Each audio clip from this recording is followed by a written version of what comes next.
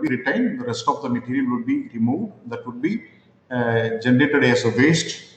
Whereas in additive manufacturing, the whatever the portions we require, that will be produced by using the machine, additive manufacturing machine, and the generation of wastage will be minimized here. And moreover, any complex features can be easily produced with additive manufacturing compared to the conventional one. So while comparing to the cost, additive definitely would be little bit expensive compared to the conventional manufacturing. In case of volume, if we compare, if we go for the less volume, low volume productions, conventional manufacturing would be highly expensive. In that case, strongly substitute with additive manufacturing. In case if the volume of the production increases, definitely the conventional manufacturing would be having more advantage. So we have seen earlier also the 3D CAD model would be, you can in this slide you can see the 3D CAD model would be given as input to the additive manufacturing machine. So generally the 3D model in STL format would be given. That would be taken to the machine software side where a slicing software would be available. It will slice your CAD data into number of layers. So each machine, each technology will be having variable thickness of layers so that you can able to opt according to your requirement. When you are going for a very thin layers, you get smooth surface finish. In case if you are increasing the layer thickness, obviously the surface roughness would be more. So depends upon the layers thickness, we can specify accordingly the layers would be sliced. So once the slicing of the layers are over, then the tool path would be generated that would be transferred to the additive manufacturing machine. So you can see the same thing in a little bit elaborated way here. So in case if you want to have a CAD model like this and the STL, and it will come to the slicing software, it will be sliced into number of layers like this. Then it will be fed into the machine to build, and finally you will get a 3D printed object. So why the rapid prototyping is essential for the industry? As I have already stated, any new product development, the proto model development is an essential stage where the conventional methods consumes more time with the reasons whatever we specified earlier, like is searching for a craftsman and tools and machinery setup to produce a proto model. Even after providing all these things, realizing the product into a proto, 100% perfection is not possible in conventional type of proto model development. Generally, we call that as a design loss in the industry, because communicating the requirement with a 2D sketch to the craftsman who ever been deputed to produce a proto model, maybe a carpenter when we opt for a wood as a material to produce proto requirement, we have to communicate all the technical specifications with the 2D drawing, whatever we have. The acceptance level of the craftsman is also playing the major role there to realize the 100% perfect product. Further, the material options were limited or restricted to a particular level in conventional proto model development, where we use wax or glue or wood, or in some cases the metal parts also would be used, where the parts would be produced separately and it would be assembled together. But the accuracy level of the conventional manufacturing would be definitely not comparable to the additive side. So when we come to the additive manufacturing, that means the rapid prototyping, and generally it was called as rapid prototyping in the early stage because this technology was largely used to produce the proto model. Here the 3D input would be given, so the 3D CAD model can be completely studied, and whatever the necessary changes to be incorporated can be done in the CAD model itself. Then it would be given to the machine. The machine can able to slice and produce the real part in short time. So the time consumption required for the proto model development in rapid prototyping would be comparatively lesser. So generally, the conventional manufacturing takes around 3-4 weeks, whereas here it can be completed within 2 or 3 days time. That was the first advantage what we can get. Second time is the long cycle time and the high cost of the process. Maybe the other reason to limit the number of design alternatives that could be evaluated. The traditional methods of prototyping, including any kind of alternate materials, may not be used to verify the assembly kind of requirement, fitments and assembly kind of thing. Whereas the material options available in rapid prototyping, that means the additive manufacturing, can be used for various kind of functional applications also. That means to some extent we can test the assembly fitment, and some extent we can use it as a functional part also in the real requirements. Whereas in the conventional method of manufacturing, this kind of material options, this kind of possibilities are not there. So we have already designed discussed about it. Generally the prototype may be the real size of the whatever the part which we plan to produce, or the scaled down version, depends upon the requirement. So while we are using the scaled down version, accordingly we will scale the drawing, and it will be fed to the machine, and it will give a real proto model to us. So the effective the part produced in additive manufacturing, which can be used to communicate effectively to the tool engineer about the requirement, which will support for the process planners and even to the manufacturing engineers, and also to the marketing personnel. For example, whenever we are launching a new product, so the proto model can be developed in few numbers, maybe in 25 or 50 numbers, and can be given to the marketing executives who are visiting to the customer end, and they can get the feedback from the customer about the requirement exactly, and necessary changes can be done in the design, and immediately it can be produced further with the support of the additive manufacturing machine. So once the product is developed, it can be used for various applications. One is for the design checking, and also for flow and stress and other kind of analysis. And also you can verify any interference during assembly of the complex product.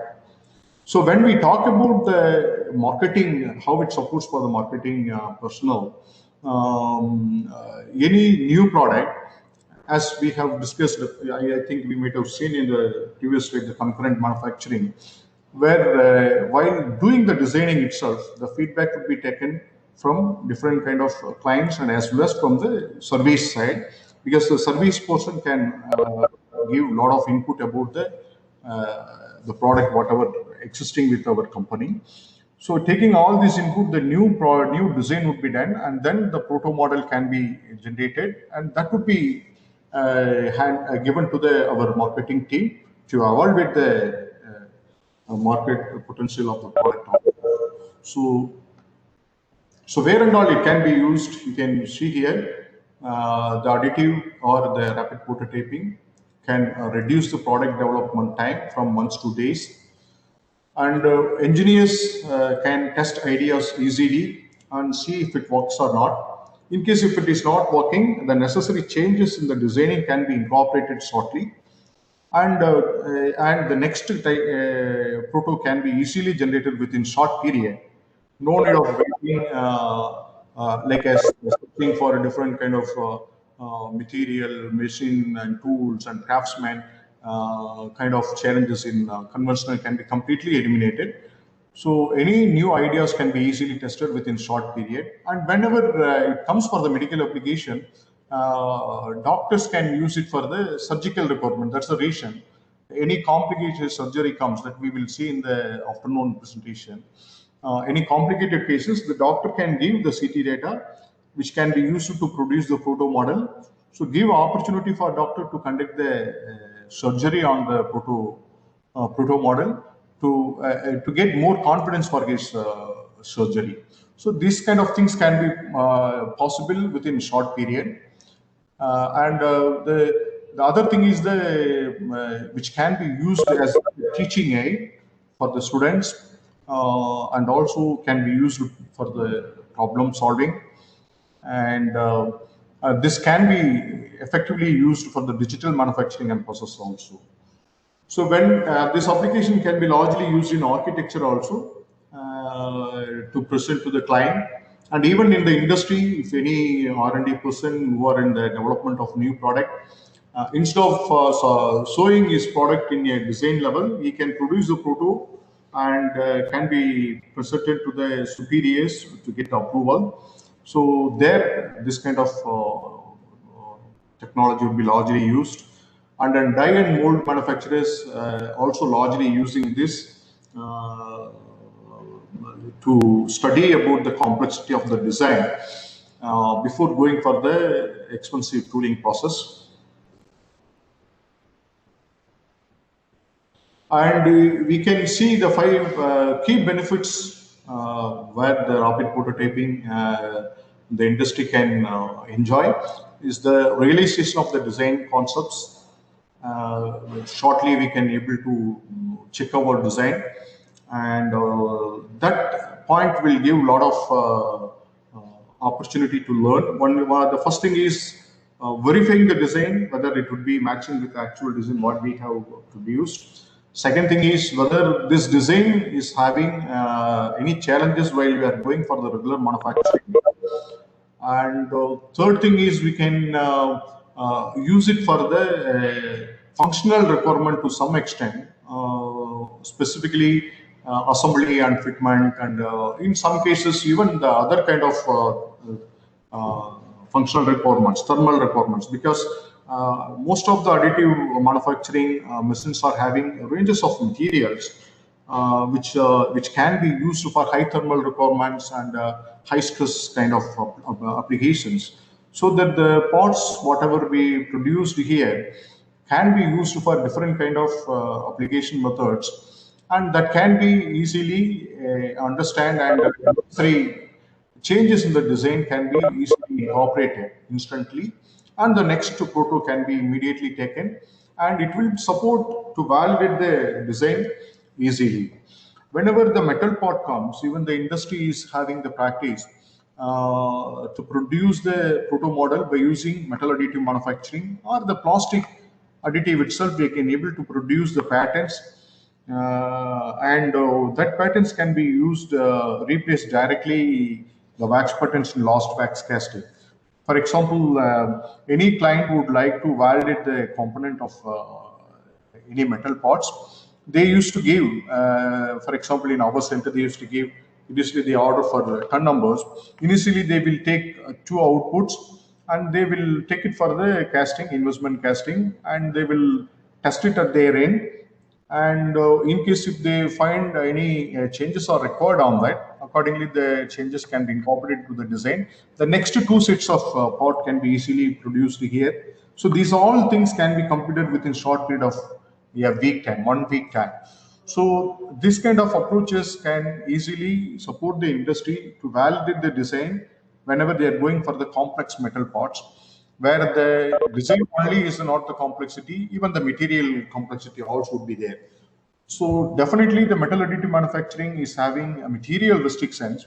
So whenever we are going for the specific material requirements where the additive is not supporting, this kind of patents can be produced and can be taken for the casting, where the material of our own choice will be used for the casting, so that outputs can be taken out not only to verify the design and even for the functional requirements. They can fix it in an engine and test their life, or the fitment or assembly or the thermal requirements, and even the metallurgical studies also can be conducted on that kind of proto outputs. So any changes required, if they feel, that can be easily incorporated, the next set of parts can be taken. So this kind of supports, compared to the conventional CNC kind, where the material restrictions and the challenges in the complex designs are the real challenges the industry is facing. Those kind of challenges can be easily eliminated here. And third point is the time and cost. when we are going for investing on investment on conventional method is low, but while we are doing repeatedly according to our requirement, the cost definitely will go up. And compared to conventional, additive will be little bit expensive, but the part can be produced within short time. So nowadays, the time plays the major role in the industry. Even our center, we are extending this to more than 75, 80 clients. Most of the clients, whoever comes here, will be having more problem of time, because they will be having meeting most probably on tomorrow, and today they will come to develop the proto model and take it in the morning and present to the superiors to get it approved or to present to the client. So the time is the other benefit what we can able to get it in additive side. Though it is expensive, the main major advantage of time consumption is the advantage here. And customizing designs also would be very much easy here, as I told you, the validation of the designs and minimizing the design flaws. That's the other important kind of application which we can able to get it from the additive side.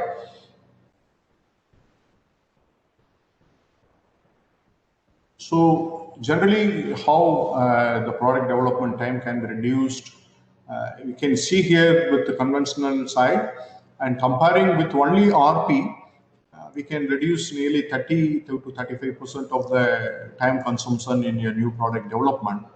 And when we use rapid prototyping and as well as rapid tooling together, then you can able to save nearly 40 to 50% of the time. So the rapid tooling, as I have told you, producing the patterns one way in additive machine and using that in a casting, investment casting to produce the metal part. The other way, we have a vacuum casting facility for the plastic material also. So whenever any plastic enclosures or the plastic parts are required, where we have to validate the design. For example, we supported Government of India to develop VVPAT, the electronic voting machine. The next model of this thing, electronic voting machine, where the voter can show its thumb impression, as all our voter ID is endorsed with our Aadhaar ID. So once if you show the thumb impression, the complete history of the voter will reflect on the screen. So such a kind of development we supported the government.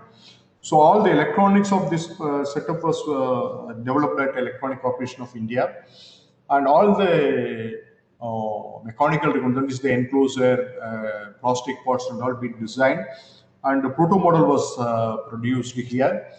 And definitely, as I said, the additive manufacturing is quite expensive. So the customer wants to produce some 200, 300 numbers to make a trial at the practical end.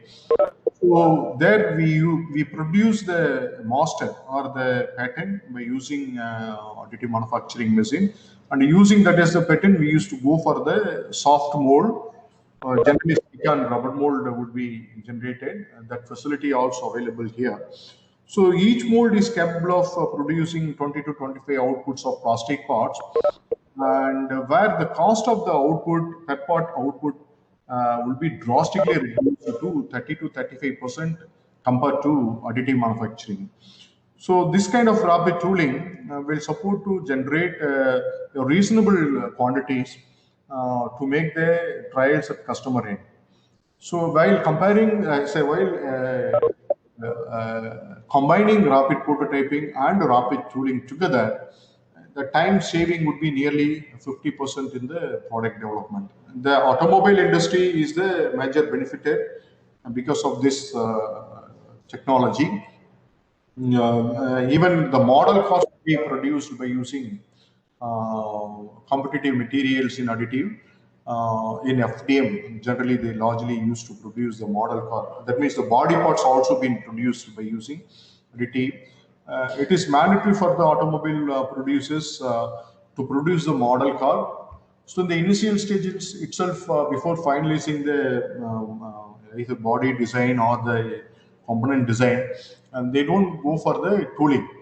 So they produce one or two model cars to validate it, to show to their concerned authorities to get it approved. In such a kind of application, the additive is supporting the FDM with a bigger build platform can able to produce even a car door easily in a single build, so that this kind of thing will support them to reduce the time in a product development. So this is an advantage. And where largely these technologies are used, as I said, the automobile, motor vehicles is a large benefiter. And then the consumer products, it varies. It starts from sports and as well as electronic, electrical goods. Everywhere, most of the inclusive parts being produced by using additive. And business machines and medical side, we are the additive is playing larger role nowadays. Advanced additive manufacturing machines can be used to produce even the medical implants nowadays. The conventional method of implant manufacturing is having a lot of restrictions on materials and as well as on manufacturing. The additive side can able to produce customized implants specifically for cranioplasty and maxillofacial kind of requirement, where the customized implants are very essential. When we talk about the standard implants, maybe the conventional method also being used. And whenever it comes for a customized medical implant, the additive is having a lot of advantage. And when we come to academic, a lot of students' research projects can be supported with additive manufacturing technologies, specifically from our center, and as well as the students from different kind of institutions used to come here to take support for their development. And the recent past, a student developed a drill bit with internal cooling channels with the facility available here. And even we produced some of the teaching aids for the medical students that we will see elaborately in the afternoon. For example, kind of tracheostomy, endoscopy, generally we know about it, where the camera will be inserted through our trachea to see the defects in the internal part. So where the doctors generally they start practice with patient. While doing such a kind of practices, it will largely hurt the patient. So to avoid that, we developed a trachea in additive manufacturing and given to hospital, where the doctors can use the endoscopy kind of setup to to get it trained. And the other area is the aerospace. Recently, probably the GE is the prominent user of additive, largely for the aerospace requirement. GE is into aerospace, and they started taking service from a company called Arcam, specifically for the metal components requirement, engine parts, specifically turbine blades kind of requirement. They procured two or three machines, and finally they had a very big set of more than 30 machines of Arcam. And one fine day, they have taken over that company itself. Now it's GE owned company. So where they are producing rotatory and as well as a standing component by using additive manufacturing. Some kind of metal additive manufacturing can also give products with minimum residual stress, and post-processing also can be minimized, and any kind of design complexity can be easily produced in additive manufacturing. And moreover, the topology optimization is giving a lot of benefits in weight reduction, that also largely used in metal additive manufacturing, which supports aerospace. And when we come to government and military, a lot of defense parts being produced in additive, where the material challenges are there. Some of the materials, machining of the materials are not that much easy. So in such a kind of requirement, the additive can be used. And when we come to government, a lot of government labs are having this kind of facility for their research, specifically validating not only the design, even the material study also. So the new material development is the other area the government organizations are started investing. And when we come to others, plenty of things apart from the above specified, electric and electronic industries also, the additive is playing a lot of role. So your picture you can see here how the mold and die industry, where the conforming cooling channels, whenever the complex die is produced, a conventional method will not support, where the metal additive manufacturing, specifically the DMLS technology, direct metal laser sintering, can be used to produce this kind of conformal cooling channels for the tooling industry.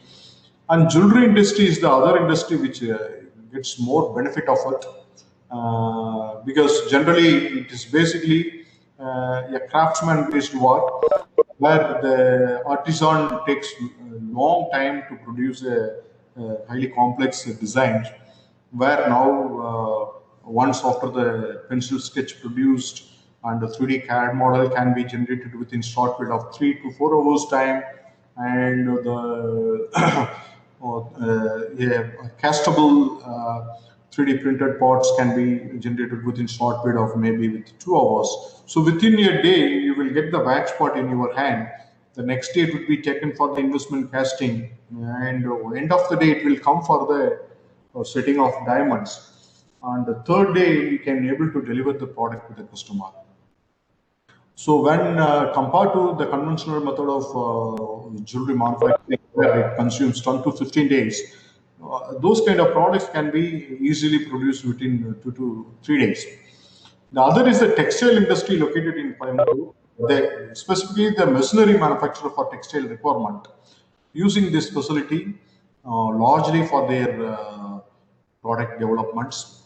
And pump or valve industry also in our Coimbatore region, using this facility for producing specifically the impeller kind of requirement comes. They used to produce the patterns. You can see here the foundry. This is the output what we give for the casting the pattern, actually honeycomb structure. The other is the foundry industry located here in Coimbatore, also getting more benefited from this center. Any client comes for the proto record, any investment casting foundries are largely using this facility. And fashion industry, quite some time back, a group of fashion students from our institution used this facility to produce a overcoat. They got the national level prize for that also. After producing that, they have taken it for coloring it by using regular dyeing technologies. They produced this design by using software called Rhino, and then produced the pattern in a nylon material by using selective laser sintering machine. And consumer good industries, and as well as defense, automobile, this I have already seen. And you can see, besides prototyping, regular manufacturing happens apart from the above thing. Is there medical devices, as I have told you, specifically in a customized medical implants manufacturing. These technologies are largely used. Both plastic and as well as metal additive technologies are used in plastic PMMA and as well as PMA, polymethyl acrylate. These two materials by using plastic additive machines to produce medical devices. And when we are going for metal, titanium and cobalt chromium based implants, knee joints, hip joints, and implants for the rhinoplasty kind of requirement. These are the manufacturing side apart from the prototyping. And consumer electronics also, this will be used for manufacturing. automotive side, I think the bridge production recently, the 3D printed building and bridge production and all is happening. And transportation, nowadays it's quite good practice. And in any satellite goes from NASA, used to have a 3D printer inside the satellite itself. So the robo-controlled additive machines. So any parts get defected while the satellite in the uh, sky. So the design can be searched from the database, and part can be produced, and defected part can be easily removed from the concerned portion, and the new one can be easily enclosed. So this support is largely benefiting ships actually. When the ships are traveling in the sea, in the middle of the sea, if any problem happens, easily that can be printed, and can be the defected part can be easily replaced, where it would be directly, it's not for the prototyping, it will be directly taken for the application. And apart from that, jigs, fixers, tooling kind of requirement is the other thing. And whenever any metal casting, specifically the sand casting, no need of going for die, expensive die, in case the requirement is in few hundreds. So the additive manufacturing facility can be used to produce dies. It can be used for the short spread to produce low volume.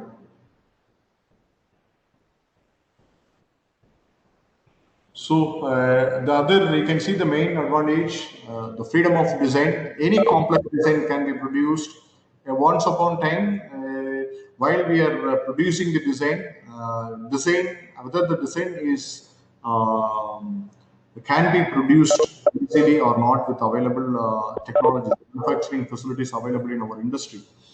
So any kind of design complexity can be produced in additive manufacturing, where the requirement of tool or machine is not required. It is a direct conversion of 3D model to the real product.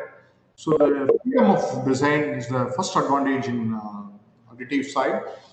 And second thing is the customization potential easily can be done, and faster to go to market. That's the advantage.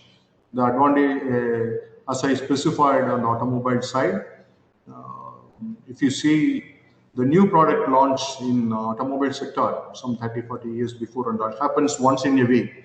Whereas nowadays, daily one new vehicle is coming into the market.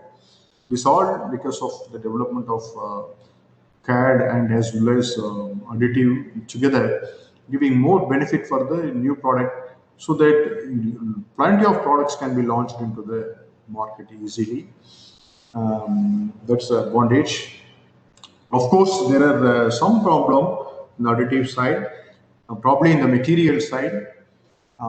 Still a lot of material developments have to happen.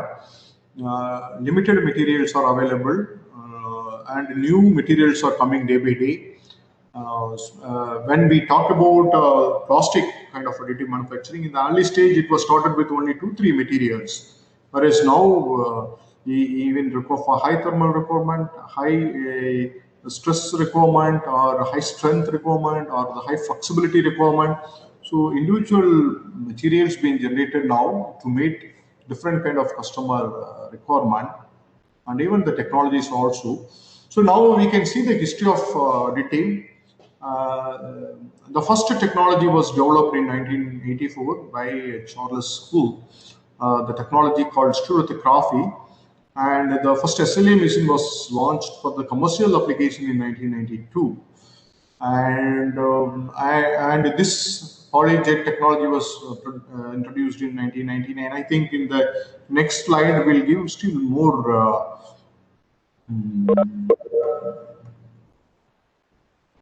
Yeah, that we will see in this slide will give how the technology, different kind of technology being launched into the industry requirement. The first invention happened in 1984, as I stated, the stereolithography, and it was patented on the same year. And though it was patented on the same year, it has come for the regular application of manufacturing, the machine manufacturing in 1988. In 1990, the first SLA machine was launched. In between, a startup called DTM with Dr. Call and Dr. Joseph, they invented a selective laser sintering machine. This also initially produced to manufacture the plastic proto models, and that was also patented. The regular production of this technology-based machines happened in 1990. A lot of development in the new machine launching happened in between 1990 and 2000. You can see the stereolithography and as well as SLS, selective laser sintering. Apart from these two, Dr. Scott Crump developed a technology called FDM, fused deposit modeling, and the first FDM printer was produced in 1992. And the same year, MIT produced a powder bed printing also, one of the new technology being produced in 1992. And all these technologies, specifically 3 technologies being commercialized in the early stage. The first one was stereolithography from 3D Systems, and the second one was the selective laser sintering from DTM. Later on, this DTM company also been taken over by 3D Systems. And the third one is the fused deposit modeling, a company called Stratasys. So these 3 technology-based machines are launched in between 1990 to 2000 and comes into application and supporting industries in a lot of way, not only producing proto model and even to producing the functional requirements also. So in between, the inkjet printer kind of development happens in 1996 by 3D Systems. And also same kind of inkjet photopolymer based printer launched in 2000. And Wake Forest Institute used 3D printing technologies to produce porous scaffold for the medical application, specifically for the orthopedic application. And also first functional miniature kidney was produced in 2001 by using 3D printing technology, additive manufacturing technology. So after 2000, if you see a lot of machine models being developed, even for stereolithography itself, too many models being launched into market with various bird size, build platform size, and material options. In the same kind, even the FDM, the initial machine was all small machines being produced. A big one was produced in 2010 by FDM with a big build platform of nearly a cubic meter with more than 6 different kind of plastic material option. So that machine was launched in 2010. And later on, even 3D System is go on and developing a new technologies. And first FDA approved 3D printed drug inspection was produced for the pharmaceutical application. And even you can see here a bio side also a lot of development. Envision Tech produced a first bioplatter in 2002, and that machine completely comes into application.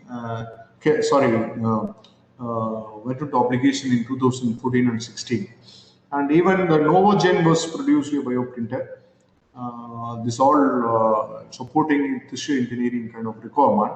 So these are the general kind of development happened in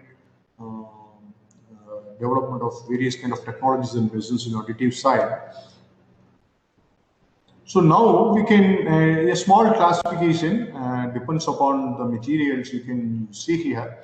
There is one solid based material, a thin filament would be used as a raw material.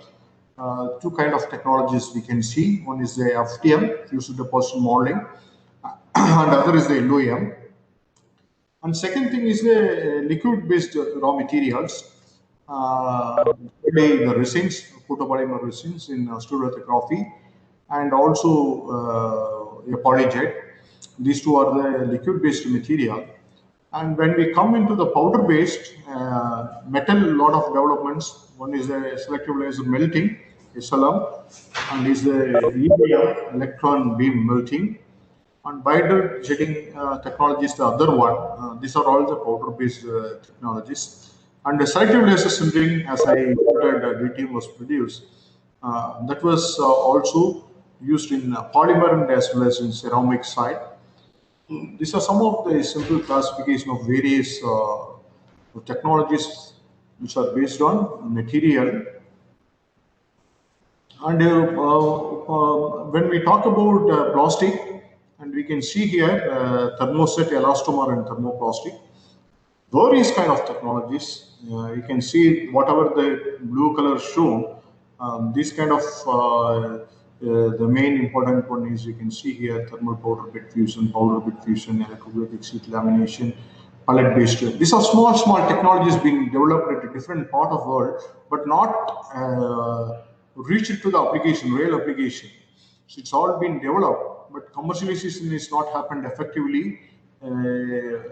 Like compare with stereolithography or selective laser sintering or FDM technology.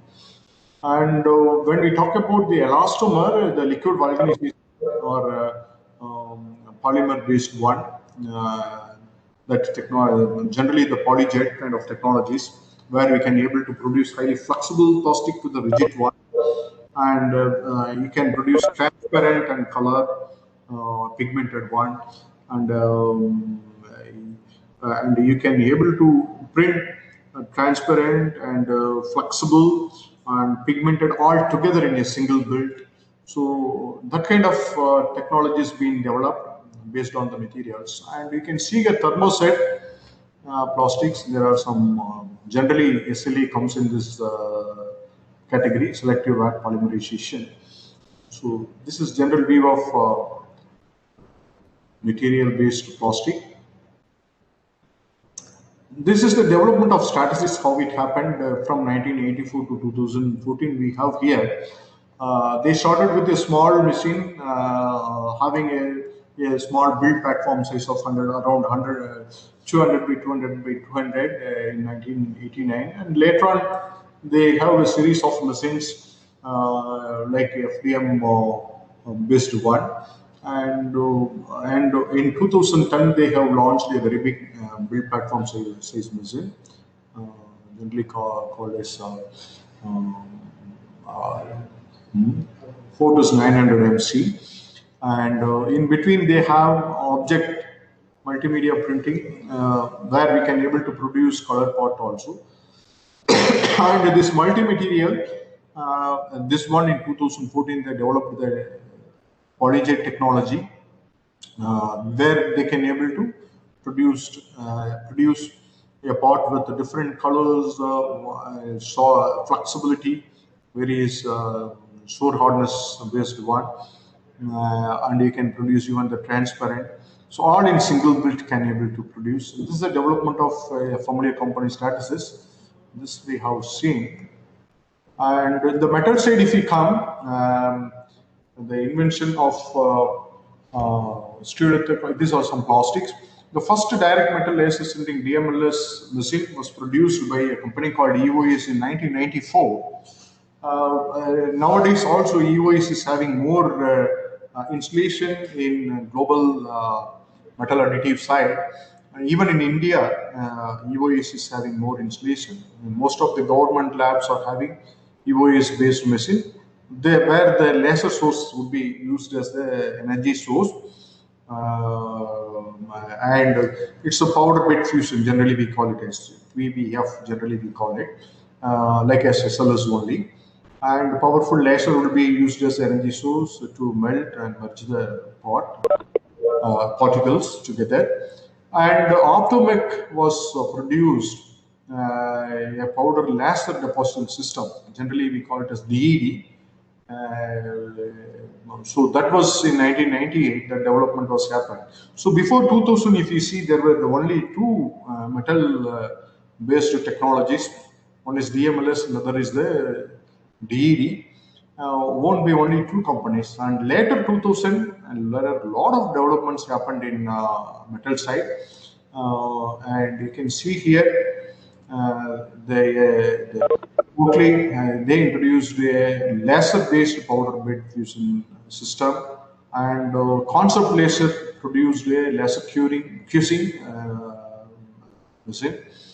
And Trump also entered into powder bed fusion, and they discontinued. They entered in 2003 and discontinued in 2006, and again entered in 2014. You can see now they are producing powder bed fusion machines with larger miner, because since they have the laser source, everything in-house, effectively they are producing metal machines. Apart from these three things, GE is the major player, uh, taken over the Arcam electron beam based machine. As I told, the GE started using Arcam machines for producing components for aerospace requirement. Once they satisfied with the technology, they increased the number of machines at their facilities. And after a period of time, they have taken over the Arcam company also. Now it is a GE owned company. GE is taken over the laser, Concept Laser also.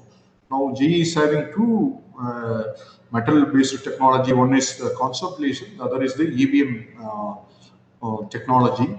Apart from using for their in-house purpose, they are supplying the machines for the other industrial requirement also. So overall, if you see the global market, EOS is having more installation than any other metal additive manufacturing machine manufacturers. As like as in plastic, we have seen 3D Systems and Stratasys and DTM, the three major players. So here, EOS is one of the major players producing direct metal laser sintering.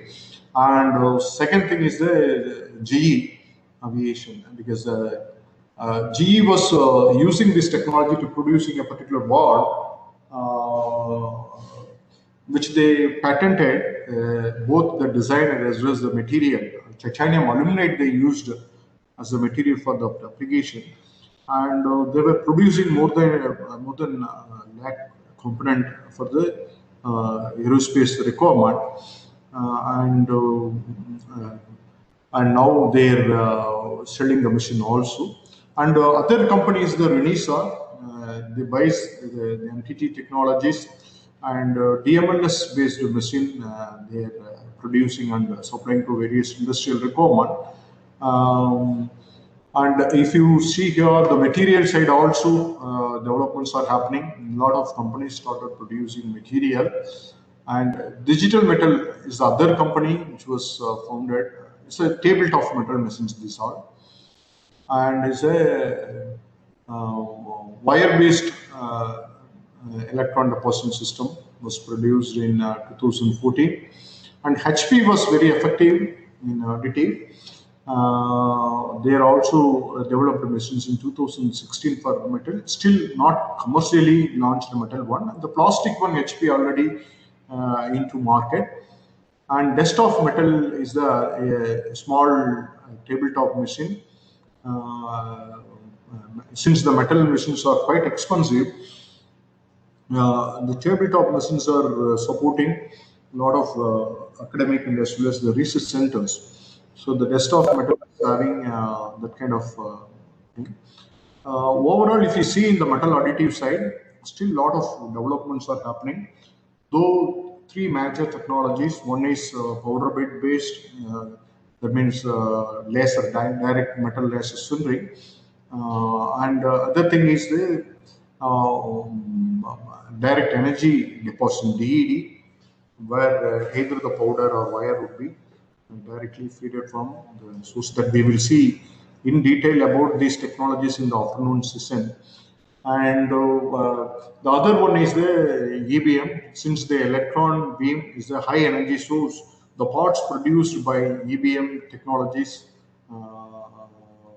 would be having a minimum residual stress, and moreover, this technology is supporting to produce components for aerospace requirement largely. All these technologies are finding applications in metal, but the GE Arcam machine is having more advantage since the whole build happens in a vacuum atmosphere. The opportunity for contamination because of atmospheric oxygen can be minimized here, whereas the rest of the laser-based technologies are having innate atmosphere. So there may be minimal opportunity for the contamination, whereas in the electron beam Arcam-based machines, which the complete build happens in the vacuum atmosphere. So the components produced here will be having contamination-free output. So that's the reason it is largely used for medical and as well as aerospace application.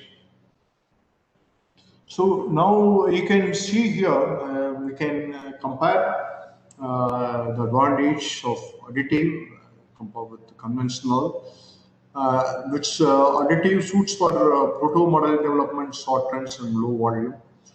And obviously, the conventional CNC or the investment casting or the casting setups suitable for high production volumes. Obviously, in additive side, the material cost would be higher, though a lot of research are happening to reduce the material cost. China is the main competitor in the material development. Earlier, if you see the plastic additive manufacturing itself was quite expensive. Very limited institutions were extending services. Whereas when we talk about before 2005, there are only barely one or two centers. One was our PhD Typhoport. There was one more center in North. Only two centers were available, and material availability also restricted. Few materials were available, and the machine, the service provider is totally, or the end user is totally dependent on the machine supply for the material. And they had the restrictions to use the material on restricted machine, because once if you buy the machine, the material should be purchased from the same supplier. So that kind of issues were there in the early stage in additive side. Whereas now you can use any kind of material in any kind of machine, specifically in plastic side I'm talking about, even the metal side also.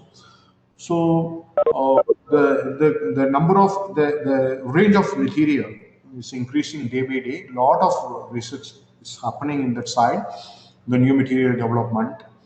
And when we talk about the material, combining two to three materials in a single operation is also a little bit problem in plastic side. Metal, to some extent, it is possible. By using DED kind of technologies, we can incorporate two, three materials together for the printing, but there will be some sort of, again, some bottlenecks are there that we will discuss in the later stage.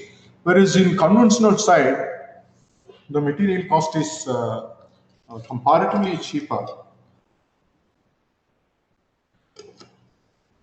And this we all know about it.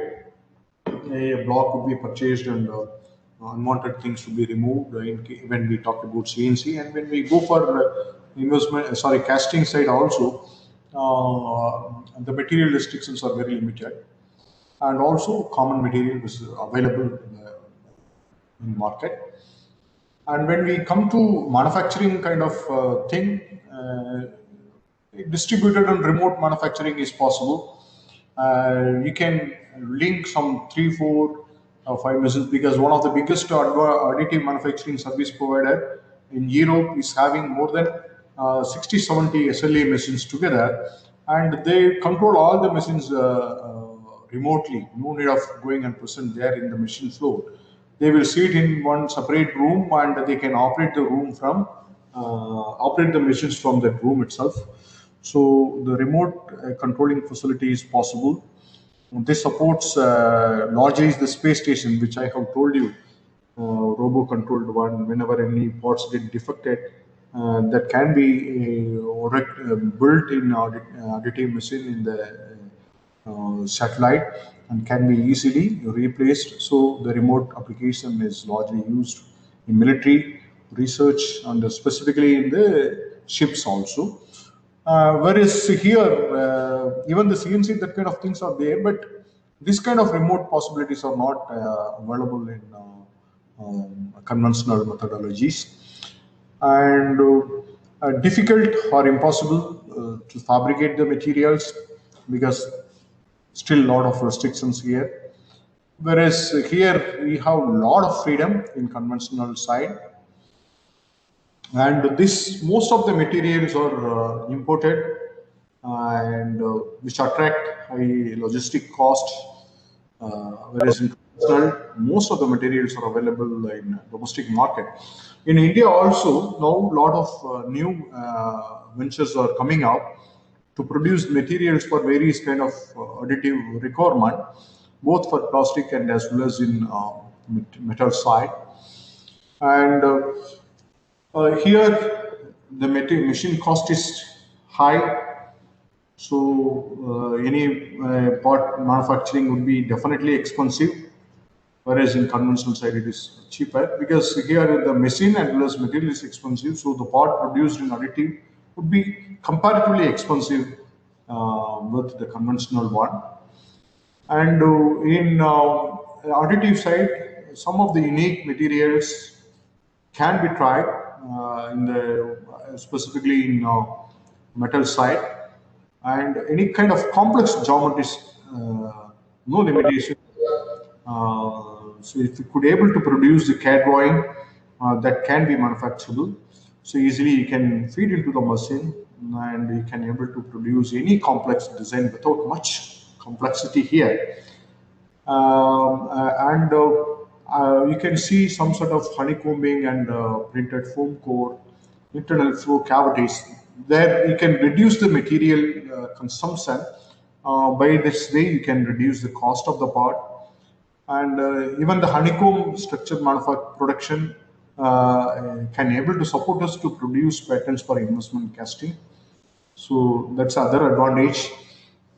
So minimum, whenever the minimum requirement comes where the material challenge is there, where we can, if you feel that the material is possible in investment casting, so the pattern can be produced here and can be taken for our conventional side.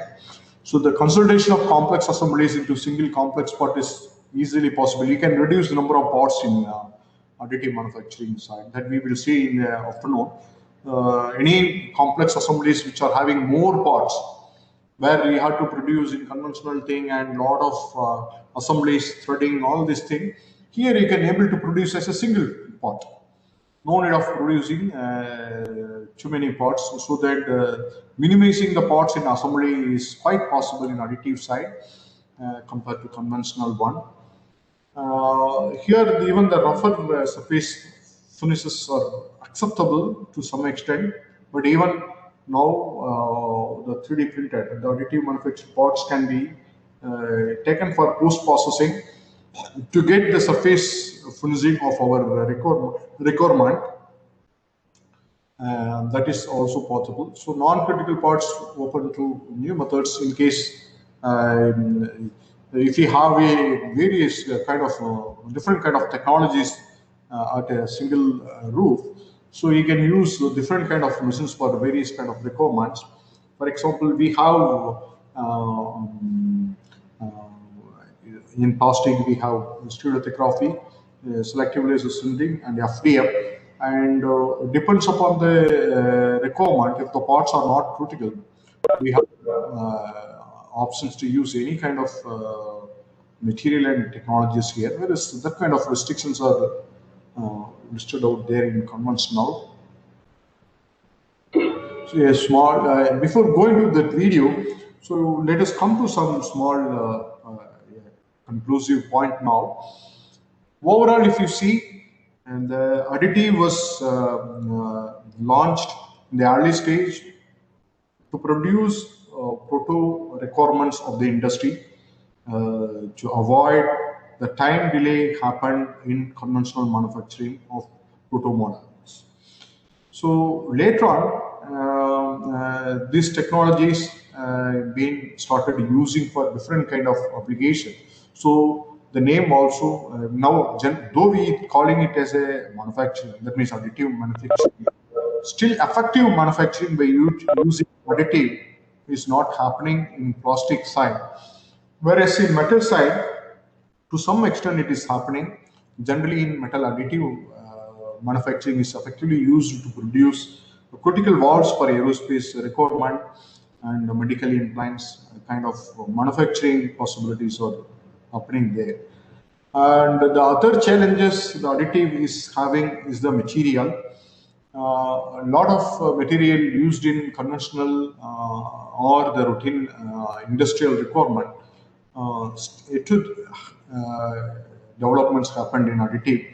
A lot of research are happening in additive material manufacturing. Um, though a lot of new compared to last decade, this decade we have a range of material for additive side.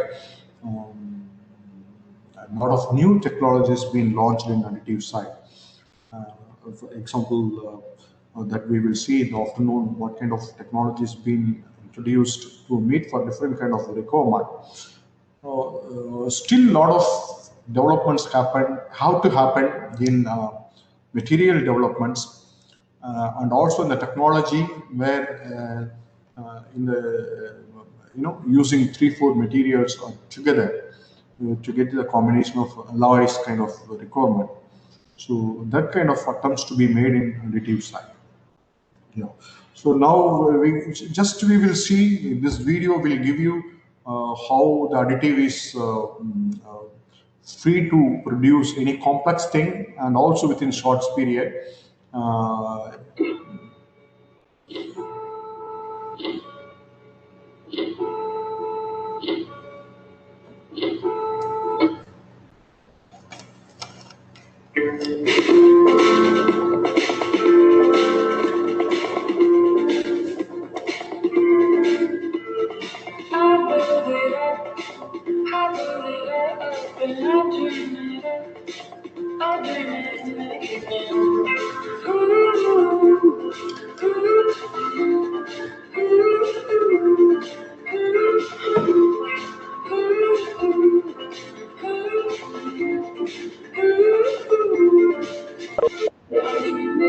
Mountains and paradise, with oceans and beaches and sunny skies, because I got to be right in my mind and in my life.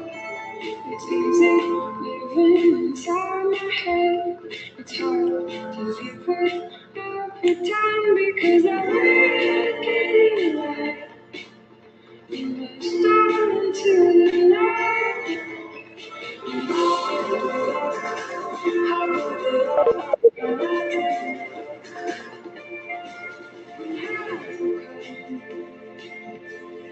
I can't even relax anymore. It's just your sun. Even be sure that I can wish away. And I do it up, I do it up, and I do it up. I do it up, I do it up, and I keep it up. I'll be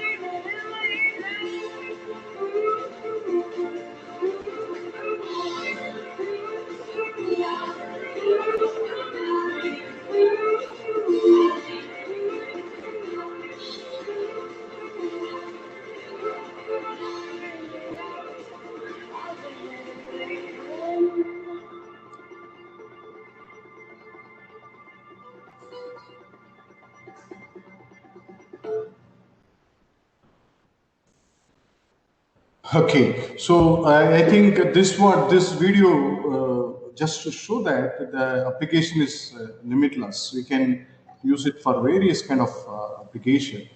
So in the afternoon session, let us say about the various kind of technologies and how it can be used for various kind of applications. would like to conclude here. So, in case of any questions, we can. Thank you so much, sir.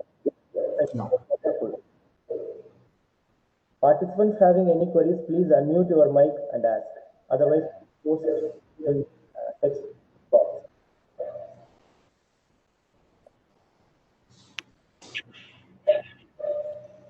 Good afternoon, sir. Yeah, good afternoon, sir. Tell me, sir. Sir, this is Dr. Ravichandran from Congo Engineering College, Tamil Nadu. Okay. Sir, what kind of software can be used for CAD modeling other than SolidWorks? Okay. Sir, actually, Satya is playing a lot of support in automobile side, Okay, sir. and GeoMagic is the other effective software which can be used for both in automobile and even in the other industrial support also. Whenever we need any support for the decorative industries like as jewelry or fashion, there are softwares called Rhino kind of things are available, where you can able to produce even your very minute profiles very effectively. Okay. So these are the software packages which we are largely using even at our center. Apart from Okay. Solid, we use CATIA largely and GeoMagic. Okay, sir. Sir, I have another questions. Yeah. Sir, what kind of limitations in 3D printing materials? Sir, this is when we talk about 1990, that means when the technology was introduced into the industrial application, and today. So in those days, there were only very, very limited materials which were suits only for the photo model development. That means to verify only the design inspections. That means whether the design, whatever we produced as per our requirement, to make confirmation about the design verification. That means visualization only it supports. But whereas while time going, both in metal as well as in plastic side, lot of new materials being developed by the machine suppliers and also the private industries to suit for various applications. For example, if you are doing for aerospace requirement, where you need a high thermal and high strength kind of requirement, there are some specific material. For example, in FDM, a material called Altum 9085 kind of thing can be used to produce components for such a kind of requirement. Whenever any flexible nylon kind of requirement comes, there are materials equivalent to nylon 66, and even nylon itself, we have a glass filled 35%, 40% glass filled nylon to give more strength with flexibility. So with available material as of today, the industry is managing itself, compromising, generally we can say, because 100% perfect material developments it to happen. But whatever material as of available today, which is meeting most of our requirements, and in most of the cases, the regular manufacturing we may use a kind of material which may not be available in additive side, where we used to search for the equivalent materials, more or less equivalent materials to produce photo models, to validate our applications, that even to test our functional requirements. So as of today, both in plastic and metal side, a lot of developments have to happen, a lot of research required in the material development, largely in the metal side now. Okay, sir. Okay. Thank you, sir. Okay, sure. Good afternoon, sir. This is Girirajan here from Chennai. Good afternoon, sir. Sir, there is a lot of research has been happening in the construction field, in the 3D printing side. So can you throw some light on that? To be able to get some, because construction is not been as part of. It is happening, sir. It is happening. For example, I will just categorize on the both side. Plastic, a lot of indigenous manufacturers are there for FDM technologies. desktop FDM machines are started production in India. Stereolithography attempts are being made, but since the core unit in the machine is the laser source, India is having a limitation in laser manufacturing. So we have to import the energy source from abroad. And when we making that kind of attempt in laser based or highly cost based energy sources, where the machine manufacturing in India is also quite expensive, which is not lesser than the imported one side. Though a lot of developments are happening in the plastic machine side and as well as in the metal additive manufacturing also, there are one machine, EBM based machine, in developed at IAS, Indian Institute of Science, in association with Wipro 3D. And the one, even IIT is also in direct energy deposition based machine development. Even PSG, we got a fund from DST to develop a metal additive manufacturing machine. It is under process now. I think Professor Vinod is the principal investigator for the project also. So we are probably within a year that machine will come to application. Any machine production after once it completed, the validation takes time. It's not like it's a other machine. We have to use material and lot of procedures to be followed before launching it into the market. So the output, whatever we are going to generate by using this machine, should have equivalency to the machines whatever we are importing at present. So these are some of the challenges. But though the lot of attempts are happening in different part of our country for the indigenization with support of government and as well as with support of some industries also.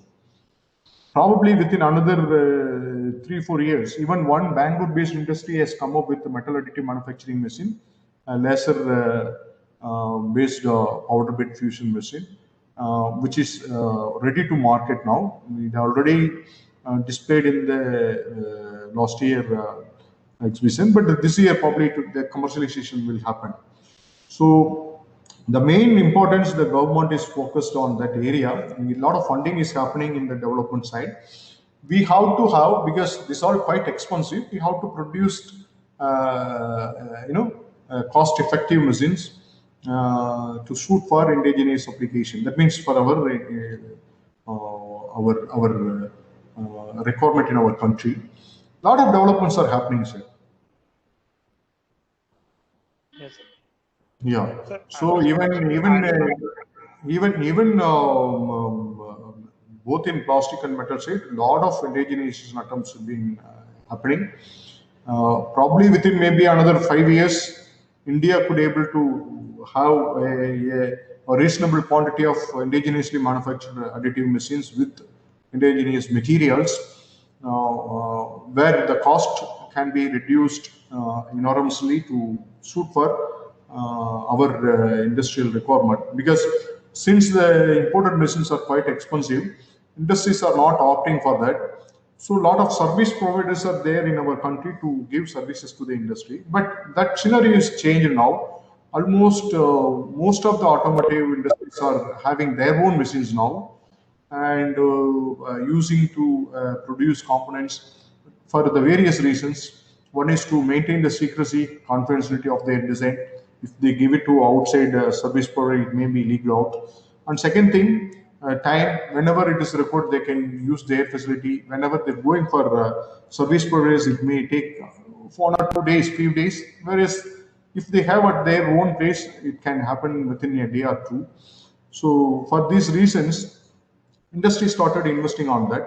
Almost most of the government labs are having additive machines.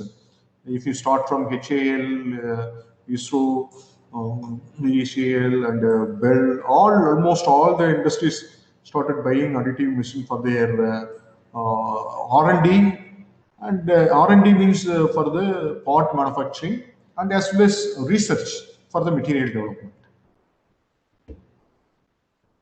okay. The reason why I was asking about the construction industry is L&T in Chennai recently they have come up with the 3D printing of a two-story building here. Yeah, yeah, I've come yeah, across that article. yeah, yeah. And that is, I think it's indigenously prepared. Yeah, yeah, yeah, definitely, sir. When we produce in India with our own technology, it would be cost effective. China is coming up very big way in additive side. They have all kind of technologies they substitute. We know very well about China what they do, but though they have their own stereolithography, SLS, and as well as metal machines. There are 3 4 companies which are producing metal additive manufacturing machine at China and supplying to the global market. Quality machines. A company called Shining 3D is one of the company which they produced metal machines more than somewhat around 10 years before, and they also have more than 350 installations globally at present. With these machines are quite cheap compared to either Europe or US based companies. Still we have to, long run, we have to see how these machines are performing. That is the other side. Soon, I think India will have various kind of additive machines to suit for different kind of applications. Thank you, sir. Welcome, sir.